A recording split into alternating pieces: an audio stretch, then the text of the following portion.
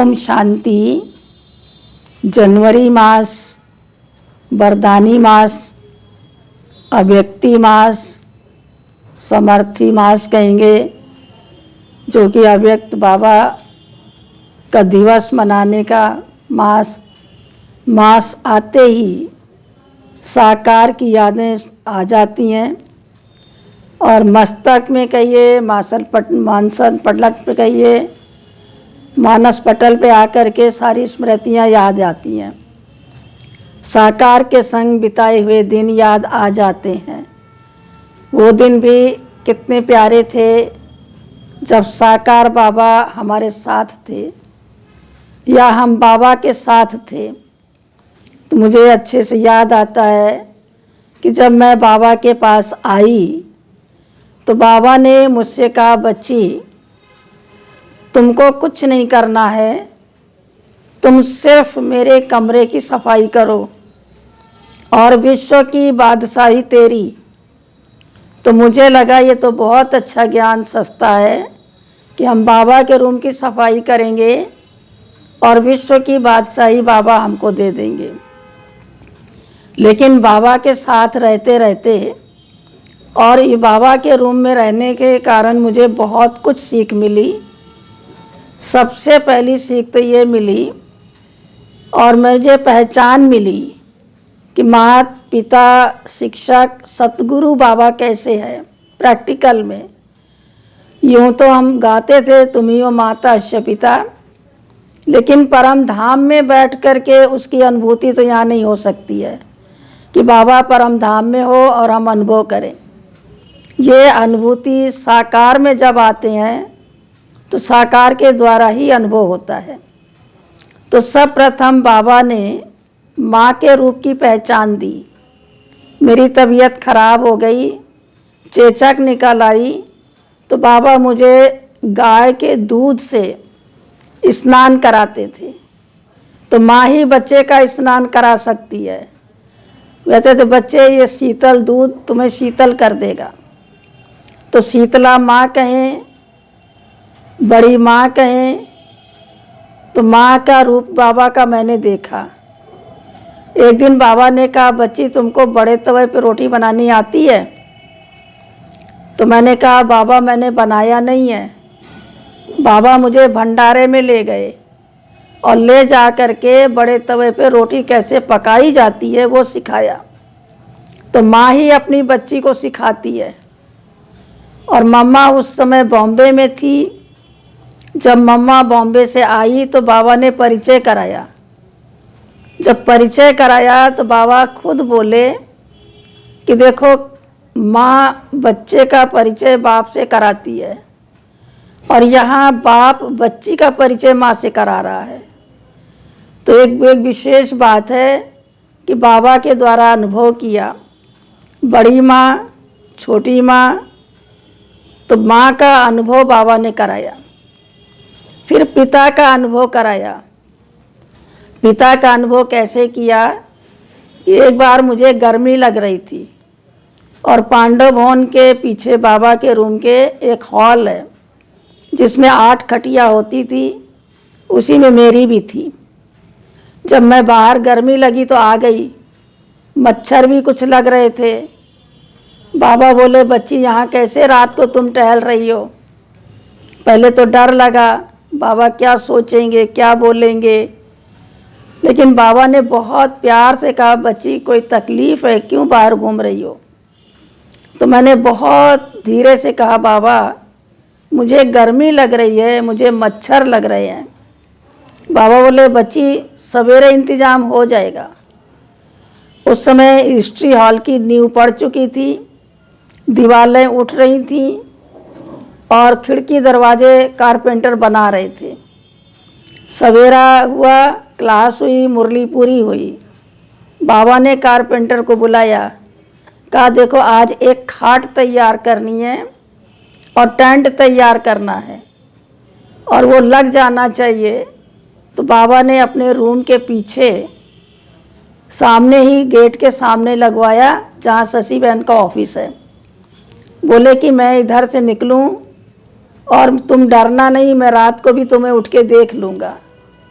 तो एक पिता ही एक दिन के अंदर अपनी बच्ची के लिए ऐसा पलंग तैयार करा दे, टेंट लगा दे हवा में सोने के लिए, वो तो शायद राजकुमारी को ही ऐसा प्रबंध मिल सकता है। लौकिक में तो मैं नहीं समझती हूँ कि करेगा। तो वो पिता का रूप, पालना का रूप मैंने देखा कि कैसे बाबा ने एक दिन के अंदर तैयार किया और शाम को सोने के लिए मिल गया। फिर बाबा का शिक्षक का रूप मुझे मिला। तो एक दिन बाबा ने कहा कि बच्ची ये कुत्ता भगाओ। क्लास के बाद बाबा मेरे साथ चलते थे नीचे तक घूमने और लेक के ढाल तक जाके फिर वापस आते थे हाथ पकड़ के। बाबा ने कहा बाहर का आया, इसको भगा दो, पत्थर मारो।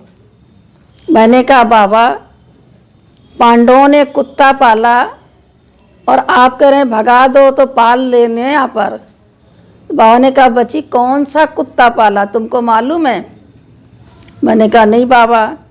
तो कहा देखो कुत्ते की जो विशेषता होती है कि वो ईमानदार बहुत होता है, मालिक का वफादार होता है, लेकिन उसकी जो पूंछ है वो टेढ़ी रहती है। 6 मास भी नली में डालो तो भी टेढ़ी निकलेगी। तो मेरे कुछ बच्चे ऐसे हैं जो निश्चय बुद्धि हैं, समर्पित बुद्धि हैं और ईमानदार हैं, वफादार हैं, अथक सेवाधारी हैं, परंतु आज्ञाकारी हैं। पर क्या है कि कुछ ऐसे टेढ़े संस्कार हैं जो परिवर्तन होने में देरी करते हैं। तो वो हम ऐसे ही कहेंगे कि वो कुत्ते के पूंछ के जैसे समान संस्कार हैं।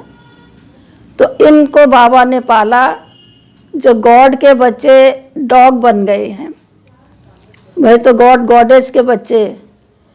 तो ये बाबा ने पाला था और भगवान ने, कोई पांडवों ने दूसरा कुत्ता नहीं पाला था। तो ये समझ में आया कि टेढ़े संस्कारों को शुद्ध कैसे बनाएं। उसी दिन से चेक करना शुरू किया कि मेरे कौन से टेढ़े संस्कार हैं।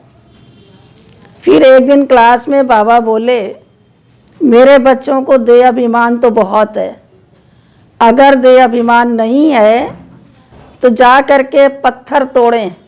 मकान बन रहा था, रोड़ी टोड़ी जा रही थी गिट्टी, तो मैं समझूंगा कि देह अभिमान नहीं है। क्लास पूरा हुआ, मैं चली गई और हैमर लेके पत्थर तोड़ने लगी। इतने में बाबा पहुँचे। पीछे से बाबा ने देखा और मुझे भी लगा कोई पीछे खड़ा है। बाबा बोले बच्ची क्या कर रही हो, उठो, यहाँ कैसे आ गई तुम? मैंने बोला बाबा आपने तो कहा था कि पत्थर तोड़ेंगे तो देह अभिमान टूट जाएगा।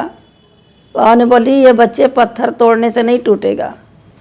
अगर पत्थर तोड़ के देह अभिमान टूट जाए तो जितने ये भील लोग हैं इनका तो पहले टूट जाएगा। तो नहीं, पहले सोमान में टिकी, मैं किसकी संतान हूँ, अपने पोजीशन में आई।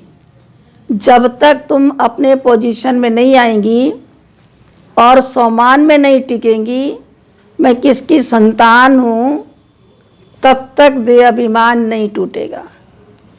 तो कौन सा पत्थर तोड़ना है, इसके तोड़ने से नहीं होगा। इसी तरह से कुछ समय बीता।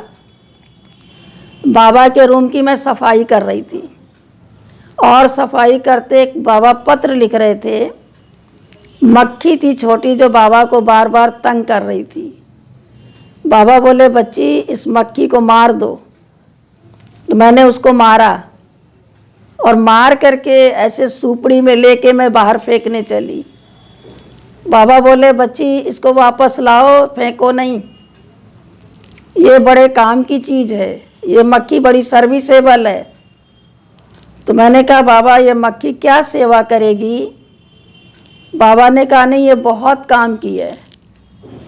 तो बाबा एक पत्र लिख रहे थे किसी बहन को, उसमें एक लाइन बाबा ने बढ़ा दिया नोट करके कि बच्ची तेरी सेवा वृद्धि को नहीं पाती, क्या तू बैठे बैठे दिन भर मक्खी मारती है?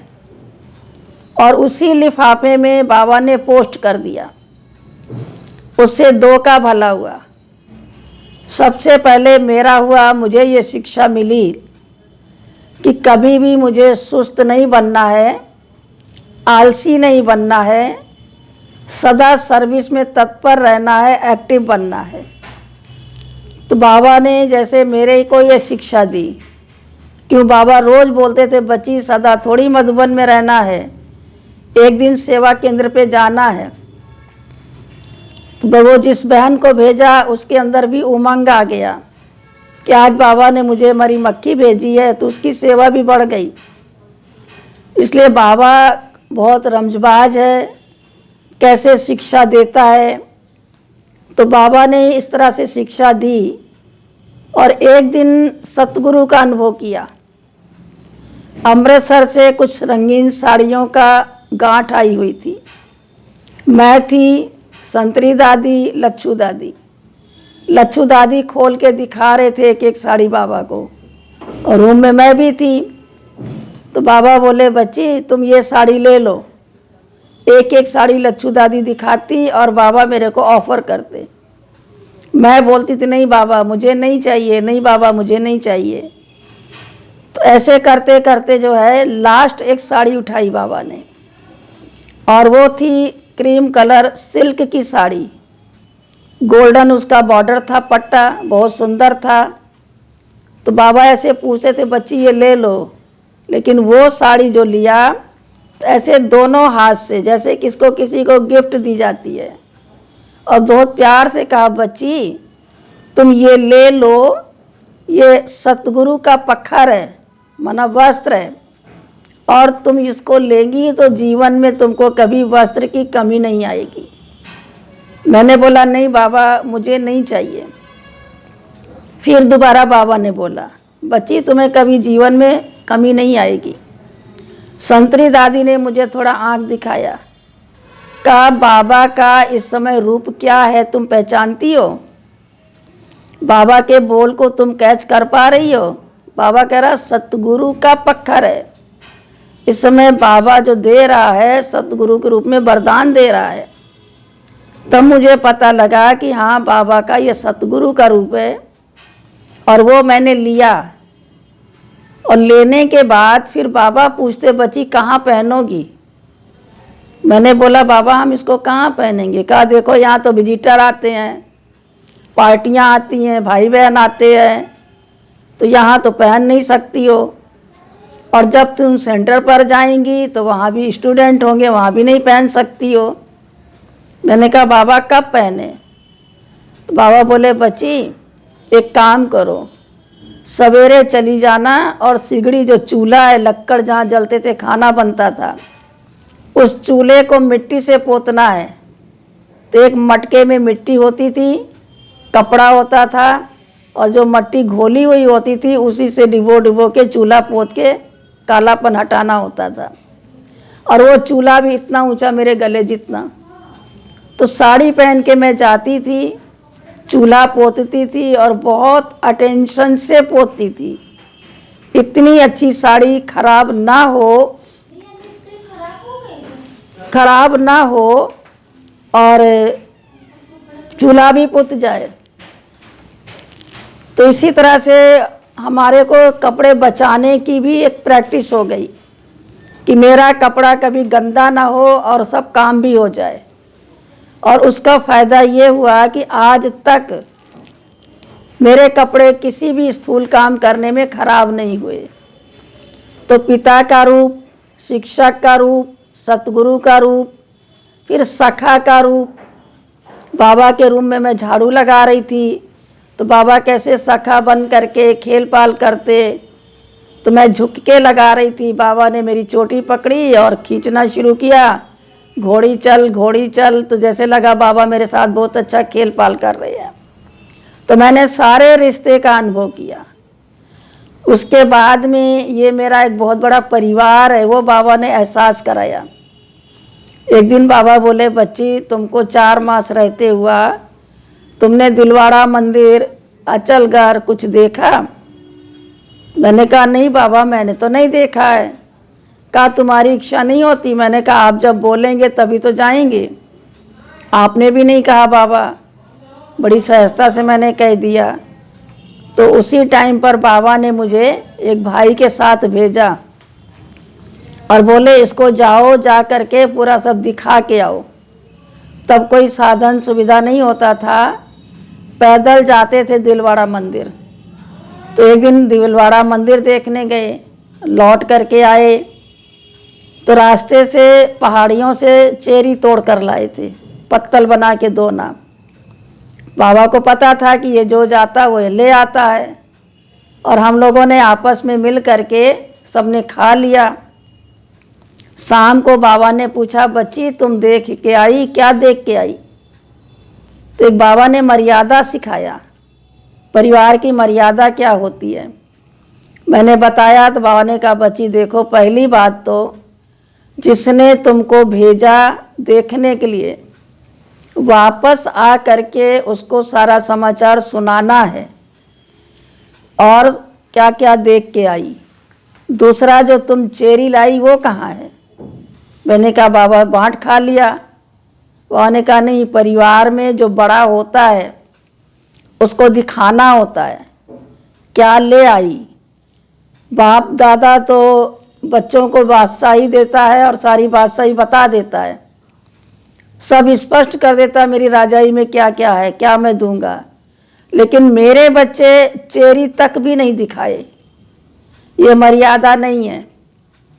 तो बाबा ने एक मर्यादा भी सिखाया, और एक हमारा परिवार है और बड़ों को दिखाना है, वो हमारे को सीख मिली और आज तक भी वो सीख मेरे जीवन को साथ दे रही है। मैं कहीं भी जाती हूँ, किसी भी सेवा केंद्र पे जाती हूँ या कहीं शॉपिंग किया होगा, उस सेवा केंद्र की बहन को सारा ला के दिखाया होगा कि देखिए ये हमको गिफ्ट में मिला और ये हमने खरीदारी की है। तो बाबा की सीख ये मिली मुझे। इसी प्रकार से बाबा ने जो चारपाई बनवाई थी बाहर सोने की, टेंट के अंदर हम 2-4 और बहनें थी, कुमारियाँ आई हुई थी। विश्वरतन दादा कराची का अनुभव सुना रहे थे, तो वो अनुभव सुनाते सुनाते बाबा निकल आए रात को 10 बजे के बाद। बाबा ने देखा निवाड़ का पलंग है, निवाड़ पट्टा ढीला है। तो बाबा बोले, बच्ची इसको कस लो, पलंग ढीला हो गया है। मेरे मुख से निकला, बाबा कल इसको कस लेंगे। बाबा बोले, बच्ची कल का दिन काल का दिन है, कोई काल के लिए नहीं छोड़ना है, अभी करना, जो करना अभी करना। तो बाबा ने सबको उतार दिया और स्वयं खाट का निवाड़ पकड़ के खींच के टाइट करने लगे। फिर मैंने उसको टाइट किया साथ में लग करके। वो दिन से आज का दिन मेरी धारणा बन गई पक्की, कभी भी आज का काम कल के लिए नहीं छोड़ा है, जो करना है आज ही फिनिश करना है। तो ऐसे बाबा की ये बातें हमारे दिमाग में अच्छी तरह बैठ गई। एक बार पेड़ा आया हुआ था कहीं से, क्लास में गिना चुना था, भाई बहन थे हिस्ट्री हॉल में, तब क्लास भी शुरू हो गई। तो बाबा ने एक बहनों की तरफ से बुलाया, एक भाइयों की तरफ से।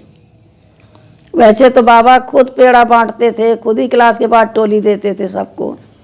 बाबा ने कहा कोई सभा से आए बहन, बहनों को बांटे, और भाई आए, भाइयों को बांटे। तो भाई जब आया तो बाबा को भाइयों की कमजोरी भी मालूम है और माताओं बहनों की भी मालूम है। भाई जब आया उसने पॉट को हाथ लगाना चाहा, तो पहले बाबा ने कहा, ठहरो बच्चे ठहरो, ये बताओ 6 महीने से गुस्सा तो नहीं किया है? अगर गुस्सा किया है तो नहीं बांटना। वो भाई तो वहीं रुक गया, क्योंकि जोश आवेश आना तो साधारण बात है। और उस बहन से पूछा कि 6 महीने तक रोया तो नहीं है? अगर रोया है तो टोली नहीं बांटना। दोनों रुक गए। फिर बाबा ने उसको उठाया और उठा करके सारी क्लास को ऐसे से देने लगे। मैं छोटी थी तो दौड़ दौड़ के उठ उठ के मैंने, तब पट में क्लास होती थी, 5 पेड़े कैच कर लिए, सबको मिल गया। बाबा ने मुझे बुलाया, कहा बच्ची कितने पेड़े उठाए? मैंने कहा बाबा 5, हम तो बहुत खुशी में बोले 5। बाबा बोले बच्ची ठीक है, कैचिंग पावर तुम्हारी है, तुमने कैच किया, लेकिन ये सोचा कि ये मेरा परिवार है, भाई बहनों के गिनती का पेड़ा है और हर एक को एक एक मिलना है। अगर तुम 5 लेंगी तो 4 भाई बहन को तो मिलेगा ही नहीं। इसलिए कायदा कहता है कि ये 4 पेड़े तुम्हें लाके स्पॉट में रखना चाहिए। किसी परिवार में बहन भाइयों का हक नहीं लेना है। तो उस समय से लगा ये हमारा बेहद का दैवी परिवार है, ईश्वरी परिवार है। हर चीज़ का, हर बात का हर एक को हक बराबर मिलना चाहिए। तो उस तरह से हमारे जीवन में एक परिवर्तन आया कि सबका हक बराबर है, केवल एक व्यक्ति का नहीं है। तो ऐसे छोटी छोटी बातों में बाबा ने बहुत कुछ सिखाया।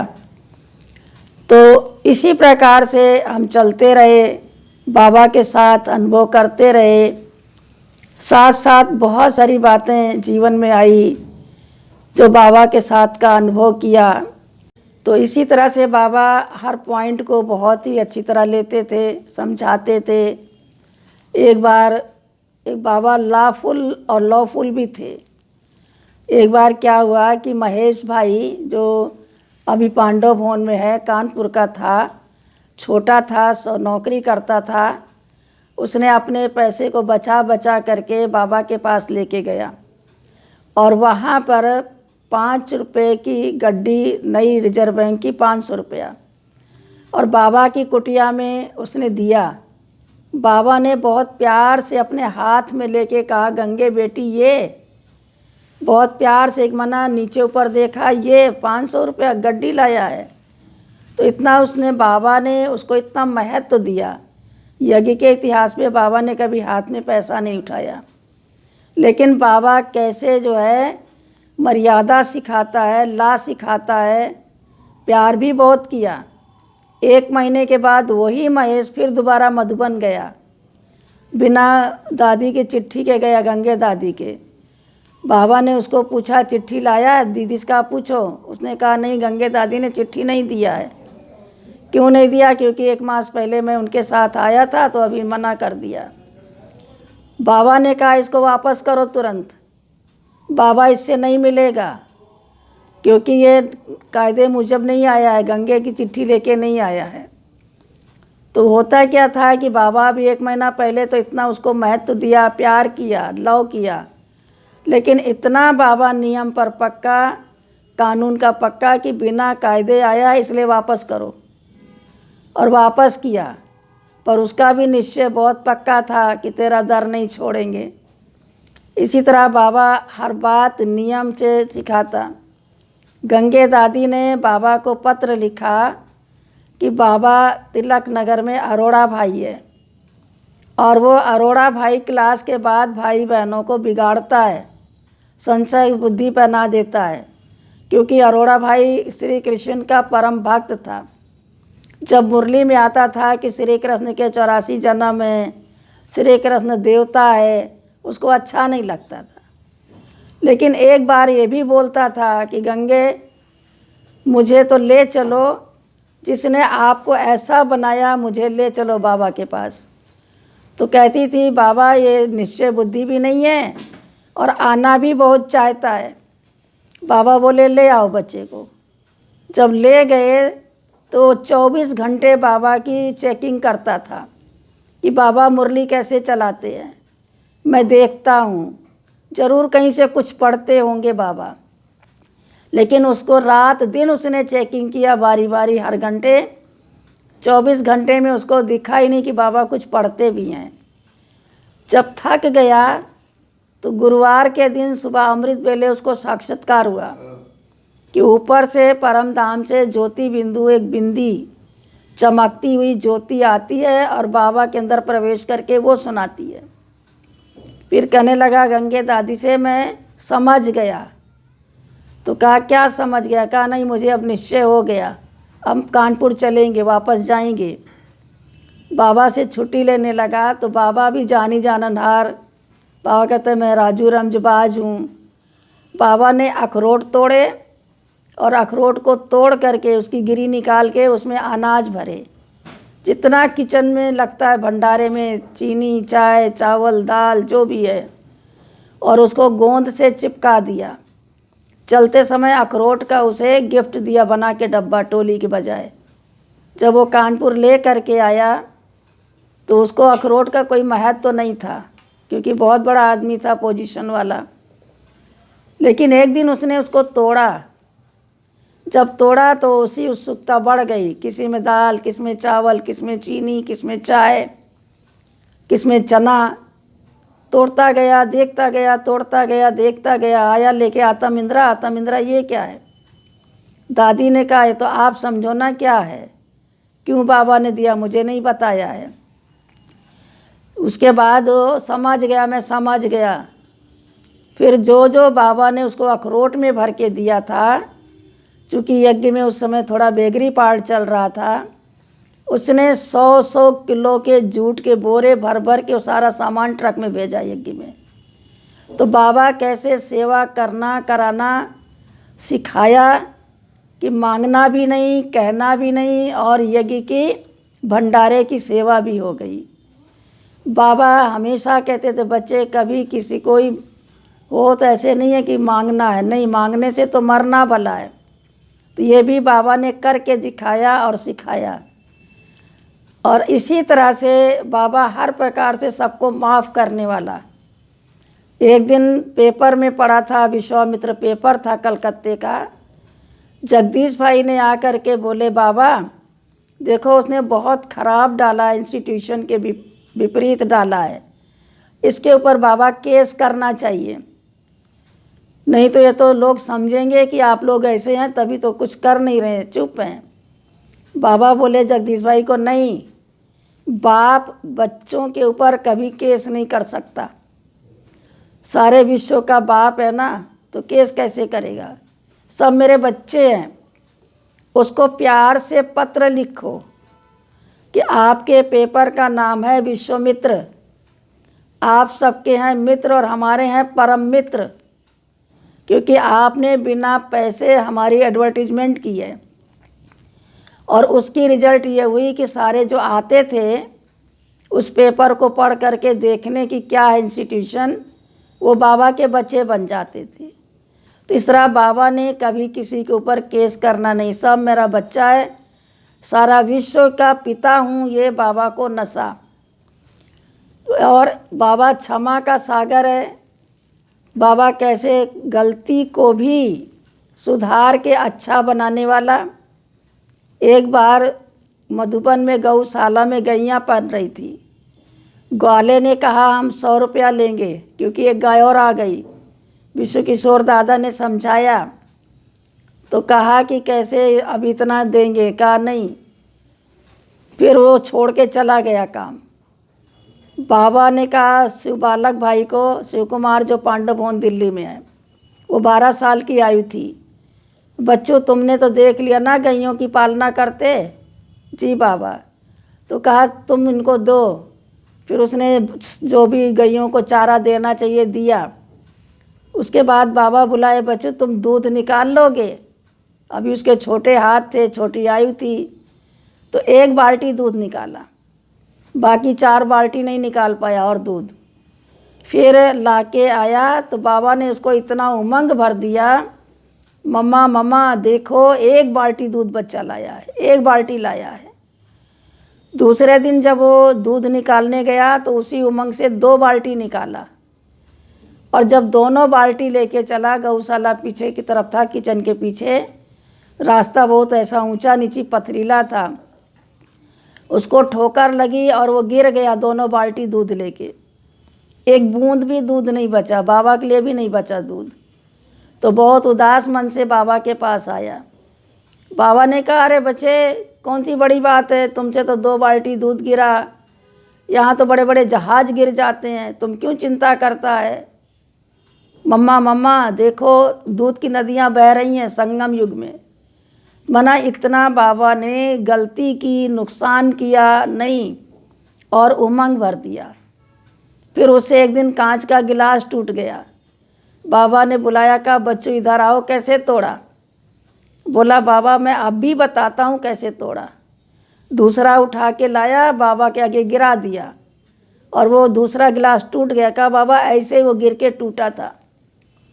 तो बाबा ने देखो कितना कमाल है बाबा का कि रहम का सागर है और हर बात को प्रैक्टिकल में लेने वाला, पॉजिटिव लेने वाला। बाबा कहता देखो देखो ये बच्चा जो है ना मम्मा, ये प्रैक्टिकल में करके दिखाने वाला बच्चा है, ये थ्योरी वाला नहीं है। तो इसी तरह से बाबा कैसे बच्चों को माफ़ करते, कैसे हिम्मत देते, सब कुछ करते। और बाबा को नशा रहता था कि मैं जाके मिचनू बनूंगा, मिचनू बनूंगा। तो जो अपना एक कुआं खुद रहा था, बाबा ने जेपी भाई को कहा, जमुना प्रसाद को, कि एक कुआं खोदो, पानी की कमी है। जब कुआं खोदा गया और ये पता चला कि अब उसके अंदर पानी निकल आया है, तो खुशी की लहर आ गई, पानी आ गया कुएं में। बाबा उतर करके कुएं में नीचे देखने गए। जब लेबर को कुआं बनता तो वो जैसे जैसे बनता जाता, एक सरिया की सीढ़ी फोल्ड करके उसमें लगाते गए सरिया। उसी सरिया को पकड़ के चढ़ते थे, उतरते थे। तो बाबा भी नीचे उतर गया, उतर तो गया लेकिन चढ़ कैसे सकता। फिर धीरे धीरे एक एक सरिया बाबा चढ़ता था, सीढ़ी पैर रख के, और जेपी भाई बाबा का पैर उठा उठा के पीछे से रखते थे। ऊपर बाबा आ गया इतनी बड़ी एज में। भविष्य का नशा था कि मैं मिचुनू बनूंगा, वो संस्कार से। फिर रात को जब बहुत तकलीफ हुई तो उस समय कोई हॉस्पिटल तो नहीं थे नज़दीक में, ना कोई डॉक्टर था। संतरी दादी को भेजा, जाओ बाबा के पास, ऑलमाइटी के पास, और जा करके बोलो कि बाबा को बहुत दर्द हो रहा है। तो ऑलमाइटी बाबा ने कहा कि उनको बोलो ये भविष्य के नटखट पने वाला संस्कार अभी नहीं धारण करे, बाकी और गुण धारण करना है, ये नहीं धारण करना है नटखट पने का। बाकी मेरा हुसैन का घोड़ा है, मैं मालिश करके तो ठीक कर दूंगा। तो कैसे बाबा ये भी करते। फिर जब उस गौशाला में गोबर फेंकने की बात आई तो शिव भाई से बोला कि गोबर क्या करते हो। उसने कहा हम इसको फेंक देते हैं, भीड़ लोग ले जाते हैं। बाबा बोले नहीं बच्चे, इस गोबर को रखो, इसका लड्डू बनेगा। तो शिव बोलता बाबा कैसे लड्डू बनेगा। कहा मैं बनाऊंगा, मैं आऊँगा, तुमको सिखाऊंगा। तो बाबा गोबर का लड्डू बना बना के उसको दे रहे थे और वो धूप में रख रहा था। इतने में कोई वीआईपी आया, गेट पर पूछा कि मुझे बाबा के दर्शन करने हैं। पहरे वाले भाई ने बहुत सरलता से कह दिया बाबा गौशाला में है, आप जाइए। तो वहाँ देखता कि वो बाबा तो श्री कृष्ण है और उसको कृष्ण दिखाई दिया, साकार बाबा नहीं दिखाई दिया। और वो ग्वाल बालों के साथ बॉल खेल रहे हैं तो उनके चरणों में गिर गया। तब बाबा ने कहा बच्चे कर्म योग है, योगी बन करके कर्म करेंगे, कोई कर्म छोटा नहीं होता है, श्रेष्ठ होता है, हर कर्म श्रेष्ठ होता है। जैसी स्थिति होगी वैसी व्रति मन सब बन जाएगा। ऐसे मेरे को पता है कि एक बार बाबा मसाला कूट रहे थे और कुंज दादी उस समय किसी को समझा रही थी।